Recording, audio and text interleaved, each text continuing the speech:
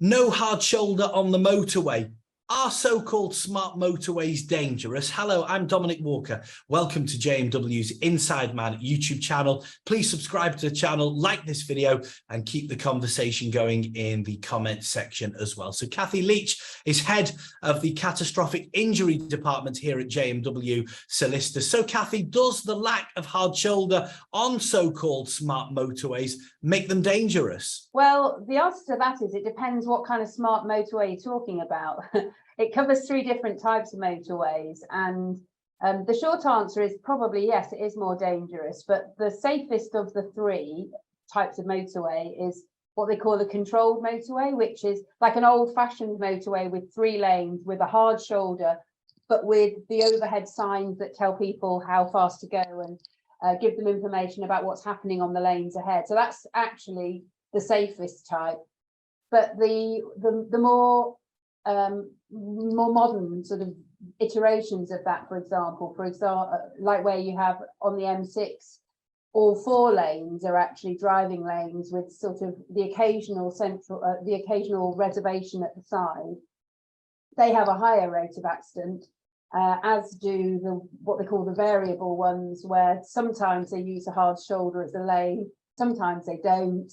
And again, they have overhead signs. But the biggest danger, of course, is that once you're using the hard shoulder as a lane of traffic, if someone has to stop, unless they can get to the reservations, then they become the hazard, and it depends on the automatic cameras spotting them and telling the rest of the people using that lane that there's a hazard and they need to keep clear of the lane.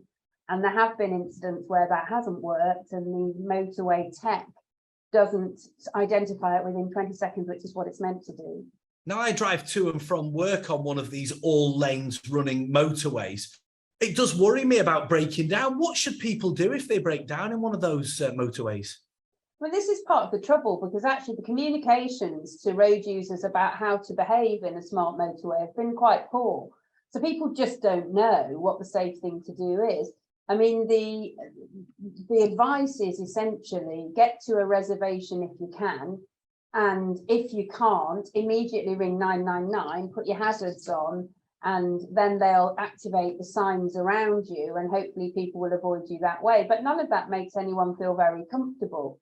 And for example, the reservations themselves are quite short. So unlike the hard shoulder where you'd have time to get up to speed to rejoin the motorway if you wanted to, you can't do that. So again, you have to wait for the Highways Authority to come to you to help make that lane that you're going to join stop so you can safely join.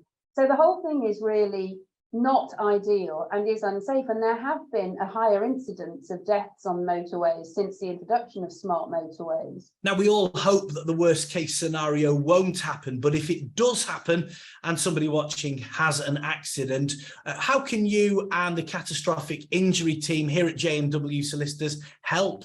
Well, with a motorway accident of this sort, obviously, if you call us, the first thing that we will do is look into what happened, and we can get that evidence. There are huge amounts of camera coverage, so we can probably see in real time what's happened. The sad fact is, it may be the Highways Authority have failed in their duty and the technology has gone wrong. It's probably even more likely that another road user is negligent in not driving in such a way as to avoid the person who's been hurt or sadly killed. And we probably can help, and we can certainly investigate the claim and take it forward for you if there are such, if the evidence suggests there's been negligence on behalf of somebody. At this point, though, the sort of public safety message is we just all need to drive very cautiously on these motorways, because we know that to some extent, they're not as fit for purpose as they should be. And as road users, we have to take care, and for clients, we're very aware of that duty. And if somebody has sadly been hurt because another driver hasn't taken adequate care, then there would be a claim available. Cathy, thank you very much for your insight. And if you'd like to contact Cathy and the catastrophic injury team here at JMW Solicitors, you can email insideman@jmw.co.uk or call 0161 82 81 999. Please also subscribe to the JMW Inside Man YouTube channel for the latest legal news, insights and tips. I'm Dominic Walker, JMW's Inside Man.